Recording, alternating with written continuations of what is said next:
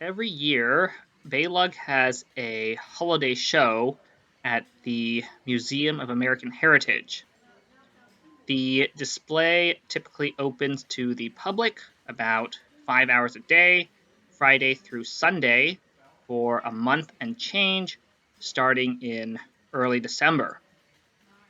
This year, we decided to include a small GBC layout with just our modules, with the intent of requiring little to no technical attention, as we only staffed limited days. An unmanaged setup like this is kind of the ultimate test of GBC module reliability, and we gathered what we thought were our most reliable modules, mostly variants of steppers and sweepers, and affixed them to base plates such that they could not move and drop balls between modules. 7 modules run off 2 regulators, and some in-between ramps made up the original loop. It's unclear to me how well the modules were doing initially, but unfortunately, some incident occurred where the layout may have run overnight more than once, and that really hurt, if not outright killed, some of the modules. By the end of the show, we were down to 4 modules, one of which wasn't even present at the start. You can see the remains of those that got fried or failed for other reasons off to the side. As such, the carnage on some of the modules was pretty intense, even on those that survived to the end. Upon close inspection, there were traces of ABS dust around every moving part, and splashes on joints where loadings were heavy.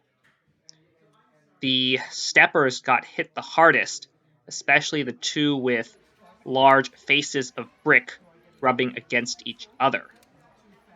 As precise as Lego bricks are, a brick-built wall is incredibly rough compared to something like a tile, and a lot of material came off these surfaces. The extensible tower and the split-level stepper both lasted to the end of the show, and both showed a ton of wear. For the tower, the stepper core generated most of the dust, but the link mechanism also contributed, where the counterweight joins the main rocker and where a rotating bushing thrusts into a beam. The beam even has a small indent scored into it from said bushing.